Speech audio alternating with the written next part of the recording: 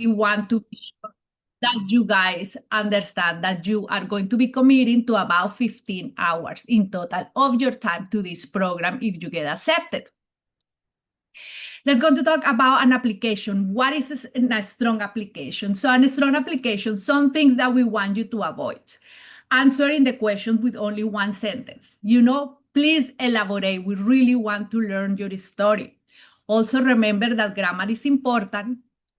If you use ChatGPT, be sure that you delete the part that shows that was ChatGPT doing the pitch for you. We want you to double check your application before submitting it. Something that is important for us. So to be a stronger applicant, be very specific. Answer the questions that we're asking you. Don't try to answer questions that you think that we want, things that you think we want to know, but we're not asking. Please be clear in your answers. We want to hear your personal story. Why are you doing this? I know behind every single of your brands is a story, and we want to learn that story. We want to know what fuels you, what gives you the passion to be part of this. So a few things that may separate a strong application from a weak one. Again, answer every question, completely respond directly what we're asking you, and let your personal story coming through. We really want to learn about you. Submit your application early. So the applications are going to be reviewed in a rolling basis, and the priority review is going to be June 11th. So after tomorrow is the deadline for the priority. I want to be sure if you guys have not applied yet, please do apply by Thursday, because we would love to review your applications as priority applications. What's next? So complete the online application. I send you already the link, and after this info session, I'm going to send you the link to this recording so you can rewatch again the info session, and also I will send you the links for the application again. So the priority deadline is June 11th. The final deadline, however, is July 2nd. Second, we may be reaching out to you and ask you some clarifying questions. Sometimes we have some extra questions. We want to clarify something about your product, about your packaging. So I may, or Tristan may, reach out to you with a few questions. So please answer those questions as prompt as you can, if that's the case. And finally, we will send an acceptance email. So let me do a little trivia for you, just to be sure you guys were paying attention. What is the weekly time commitment? What is the total time commitment that we're going to have for this program? Everybody remembers? Nobody? 15 hours in total. Perfect. Yes. Thank you so much. That is important for everybody to know. 15 hours. Question 2, what was the name of the alumni business that we use as an example? And she is a Chicago founder.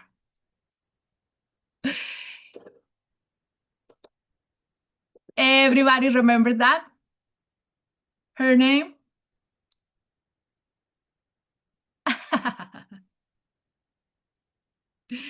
It does not.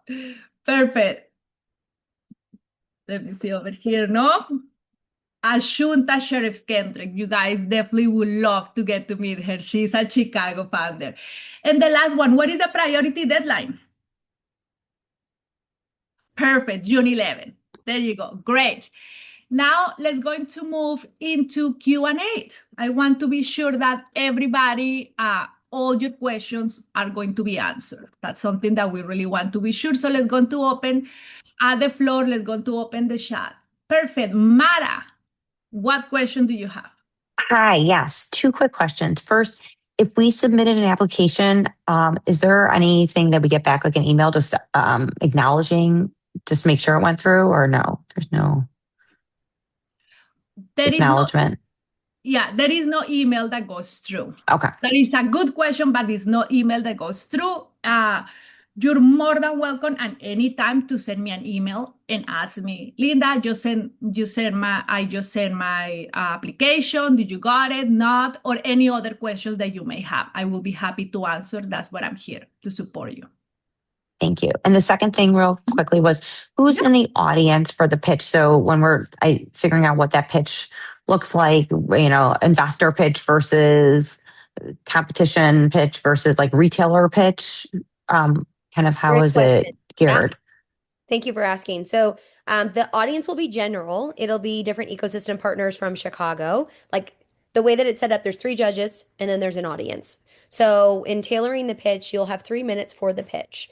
And I would the we have a formatting tool and it's part of the curriculum that we'll work through. It ends up being about a 10 to 12 slide deck. Probably leans a little bit more general than it does like buyer pitch, investor pitch. There is some data in it that you would include in a buyer pitch, for example, traction, lifetime value of customer. You not usually do we put that in our general pitch. Reason being, the judges break into kind of three different categories. We have a successful founder from Chicago. We have somebody who is a VC, and we have somebody who is a buyer. So we kind of have three different perspectives that all impact the way that CPG works in Chicago, in all honesty. And then we have built a rubric that is also built into the curriculum. So you guys will have access to that rubric. You'll kind of know what you're working with. And that's all kind of steeped into what you'll learn in those 4 weeks in 8 classes. Awesome. And if Marv, you want me to check in the system, did you already submit an application? Yeah, I can check right now. Well, when I'm not answering questions. But yes, I can check. Kim, go ahead. Hi, I apologize for joining a few minutes late, but for the pitch that is a part of the application, do we need to customize that? Did you already go over what are some of the components that should be in the pitch deck? It's like a layered question. And will we have time to evolve the deck if we are selected in the program? So there is no pitch deck that is part of the application. The application is really about traction and like lessons learned as a Mhm. founder. We're not looking for perfection. We're not looking for a certain amount of income. We're looking for that you're working on the business. Honestly, signs that you're coachable. Honestly, signs that you're open to feedback and that you will also be a really good cohort member in a space of give and take, right? Because the way that we run our cohorts is that everyone in the room is an expert. And you have things, for example, you might know a ton about 3PLs in Chicago. And so, can you bestow upon your peer who's struggling with that some of those insights? So, what we're looking for is just really great founders with open hearts, open minds. The pitch is crafted through, we don't expect that the pitch is going to be perfect. So, the pitch is actually crafted and coached through those 8 classes over the 4 weeks.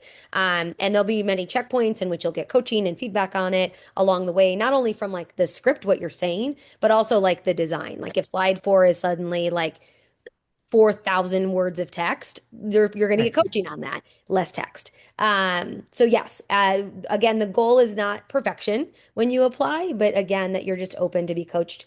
So that when it comes time for you to pitch, it's something that's evolved alongside of you and what you learned in our classes. Awesome. Thank you. Yeah, of course. Oh, the Uh, questions are popping off now. Love it. Lindsay, I see Lindsay.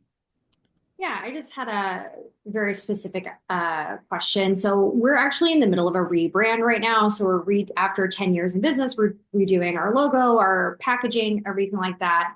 And so we don't have all of that right now, but by the time we're actually pitching and going through the accelerator, we would have all of that. So when doing the application, does it make sense to really talk about the stuff that's coming or focus on what we have? Honestly, leverage the moment for, I think of it as like a trampoline into future. So stand from a place of the new branding is truth, and we move forward from there.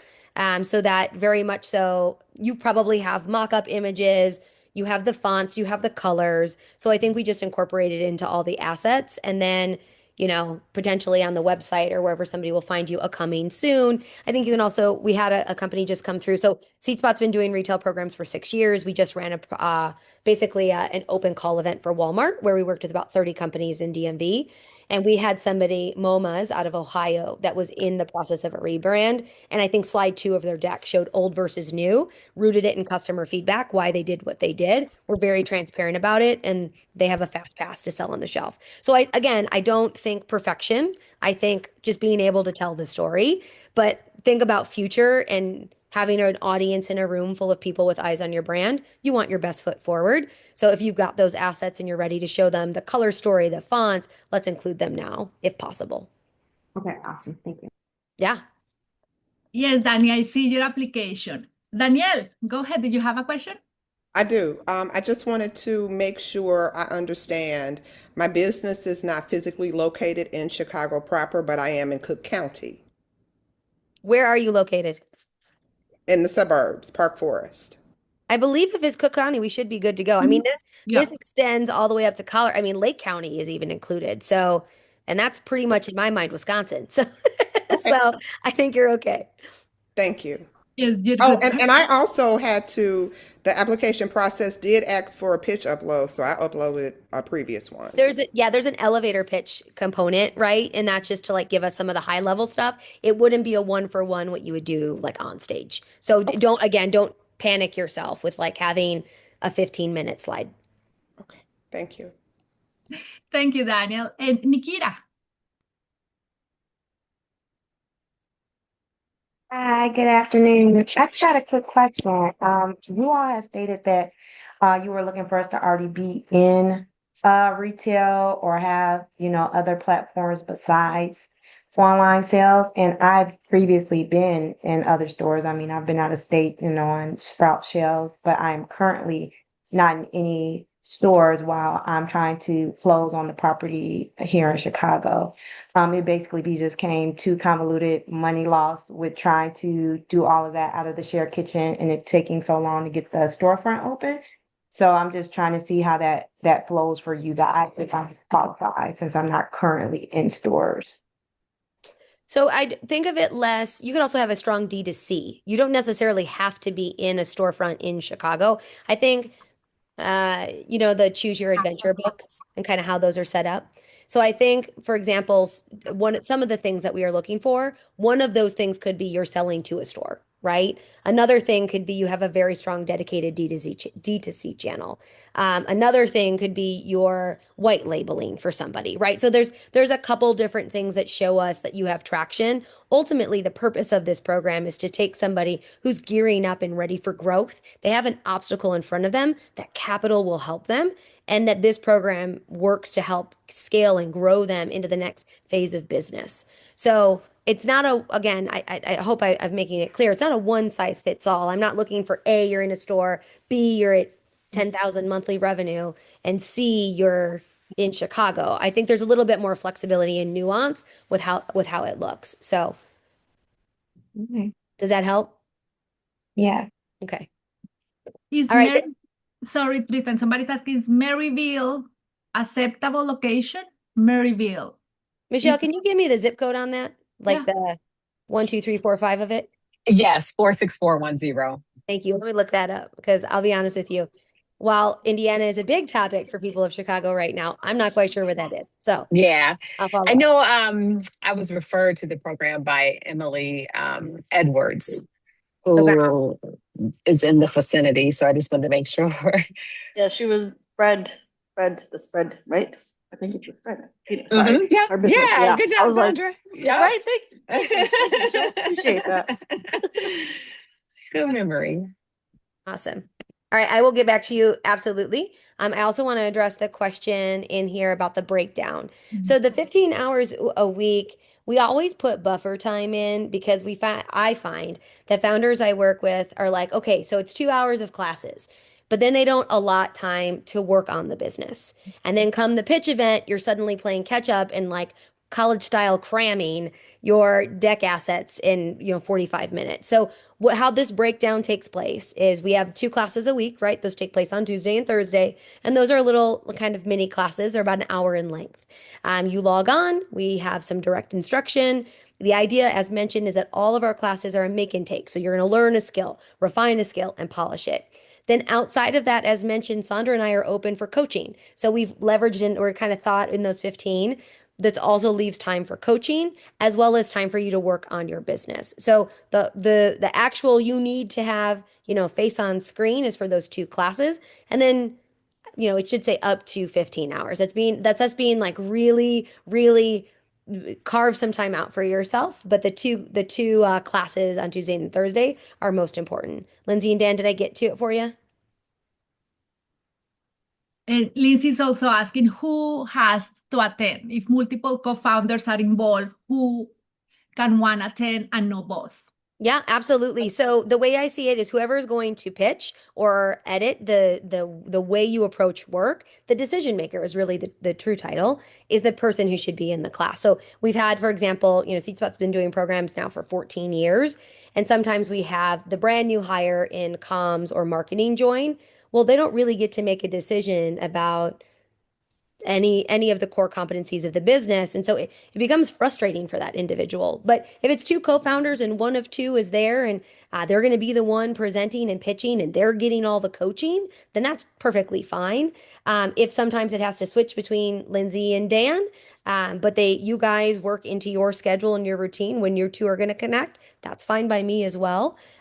Because this is a shorter form program, SeatSpot runs longer accelerators in retail too. So check those out that are not just for Chicago, FYI. But if it's just for the purpose of this 8 classes, we have zero, like you can't have an absence. Usually we have a little bit of leeway, but again, this is a really short form program, kind of a sprint, and so 100% attendance is necessary.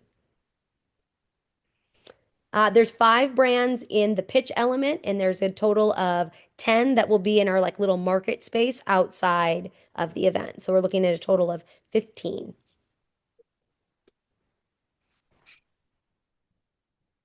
Amazing questions. Anybody else has a question? Danielle. Yes. How is the how are the prizes broken up? So is the 25,000 shared among the top 3? Is it equally distributed?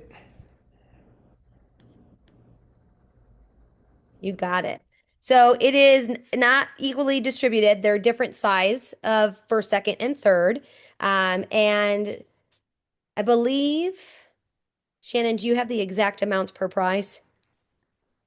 Yeah. Hi, everybody. I'm Shannon. Sorry, I had to join late. CEO of SeatSpot. It's exciting to see some familiar faces in here. As I sit and have built my career in Chicago. Um, yes, we're still working with Greenwood Archer Capital to align on those on the second and third. And so what we'll do is part of the next couple of weeks is we'll publish the final amount. You'll see it on the website, and we'll be super clear with it. I think Tristan and Linda, my lovely colleagues, likely kind of explained some of this, and I can answer the Merrillville question. The challenge that we face as nonprofits, just like CEOs of startups, is sometimes funders determine what we do and who we support. This one is very place-based. So Merrillville is not in Indiana. We're also working with our partner on the prizes and looking to raise match funding. So more to come. And for my friend in the Hoosier State, I went to Butler University. I want to support you. We'll continue as we grow in the Chicago market, which we've always supported founders from, but from an on-the-ground standpoint, to look at flexible programming so we can continue to support more founders in this metro statistical area and beyond. So not this one, but hopefully more for you, Indiana friends and Midwestern friends, as we continue to grow. Perfect. Mara, you have a question? I may have missed it. I didn't know if there was a time, the meeting times for Tuesdays and Thursdays for the 8 sessions. 12 to 1 p.m. Smack dab. We try to like pace it with like lunch break, if you will. So yeah, 12 to 1. Thank you. Nicole. Perfect. Thank you, Nicole. Don't worry about it. Any other questions about the program? We got it all? I see an alumni of ours. Hi, Dejan. Hey, I how's it going? So good. I'm going to add over here my email. If you guys have, most of you guys should have my email, but feel free to, if you tomorrow, next week, you have a question that you forgot to ask, feel free to email me and ask any other question that you may have for the program specifically. Thank you. And that's Tristan email as well. I'm going to give you a few minutes to write it down. If nobody else has any more questions, no more questions? Thank you so much for being here. Thank you so much for making a space in your, of your day to just be here. Like I told you, this was recorded, so I'm going to upload it and I'm going to send you a link so you guys can replay this again and again. Again, thank you so much for being here. I'm really looking forward to see all your applications and to see you guys succeed in retail. Have an amazing day. Bye. I hope to see you all in these Chicago streets as we all, hit the ground in this tech ecosystem. Yes.